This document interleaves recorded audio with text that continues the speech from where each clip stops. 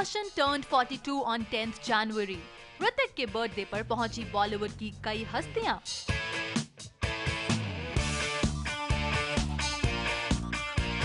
साथ ही हमसे खास बातचीत के दौरान ऋतिक ने भी कुछ ऐसा कहा जिसे सुनकर सभी सोच में पड़ गए। जी हाँ, देखिए इस नए साल को लेकर क्या कहा ऋतिक ने।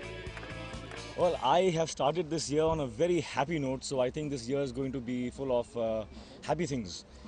I think I'm going to build something very. I'm very enthusiastic. So, इस साल कुछ special होगा. I'm quite sure.